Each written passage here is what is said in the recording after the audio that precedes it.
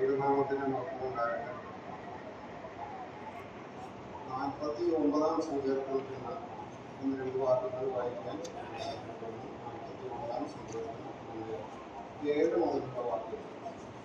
സഹോദരൻ ശവക്കുഴി കാണാതെ എന്നേക്കും ജീവിച്ചിരിക്കേണ്ടതിന് അവനെ വീണ്ടെടുപ്പാനോ ദൈവത്തിന് വീണ്ടെടുപ്പാനോ ആർക്കും കഴിയുകയില്ല.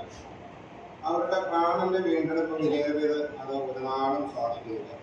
കുറെ ഡോക്ടർമാര് പറയുന്ന ഒരു കാര്യമാണ് മരണത്തിൽ നിന്നുള്ള വിടുതല്, അഥവാ ഭാവിയായ മനുഷ്യനെ ദൈവസന്നിധിയിൽ നീതിമാനാക്കി അവനെ വീണ്ടെടുക്കുക എന്നുള്ളത് അത് എളുപ്പമായിട്ടുള്ള കാര്യമല്ല എന്നാണ് ഓരോ യുവത്രന്മാരെ ഇവിടെ പറയുന്നത്. അതിന്റെ കാരണവും താഴെ 14-ാം വാക്യത്തിൽ പറയുന്നുണ്ട്.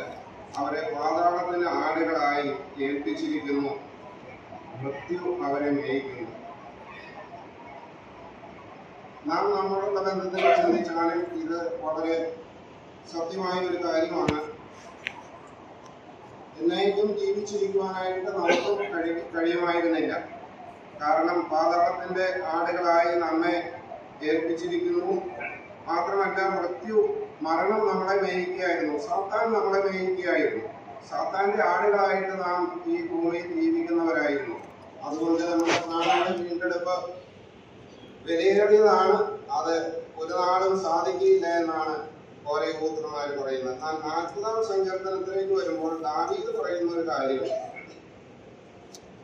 ഞാൻ യഹോവയ്ക്കായി കാത്തിരുന്നു, അവൻ എങ്കിലേക്ക് ചാഞ്ഞ് എന്റെ നിലവിളി കേട്ടു. നാശകരമായ കുഴിയിൽ നിന്നും കുഴഞ്ഞ ചേറ്റിൽ നിന്നും അവൻ എന്നെ കയറ്റി. എന്റെ കാലുകളെ ഒരു പാറമേൽ നിർത്തി, എന്റെ ഗമനത്തെ സ്ഥിരമാക്കി. അവൻ എന്റെ വായിൽ പുതിയൊരു പാട്ട് തന്നു, നമ്മുടെ ദൈവത്തിന്റെ സ്തുതി തന്നെ.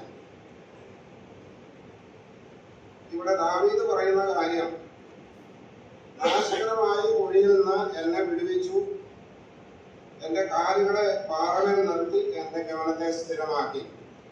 നമ്മുടെ വായിൽ ഒരു പുതിയ പാട്ട് തന്നു, ദൈവത്തിന് സ്തുതി തന്നെ എന്നാണ് ദാവീദ് ഇവിടെ പറയുന്നത്. ഓരോ പുത്രന്മാർ പറയുന്നു, മരണത്തിൽ നിന്ന് വിടുവിക്കുക, സഹോദരൻ ശവക്കുഴി കാണാതെ എന്നേക്കും ജീവിച്ചിരിക്കേണ്ടതിന് അവനെ വീണ്ടെടുപ്പാനും വീണ്ടെടുപ്പ് വില കൊടുപ്പാനും കഴിയാതിരിക്കുന്നു എന്ന് പറയുമ്പോൾ ഇവിടെ ദാവീദ് പറയുകയാണ്, നാശകരമായ കുഴിയിൽ നിന്ന് എന്നെ വീണ്ടെടുത്തു, ക്രിസ്തുവാകുന്ന പാറമേൽ എന്നെ നിർത്തി. നമുക്ക് പറയാനുള്ളതും അത് തന്നെയാണ്.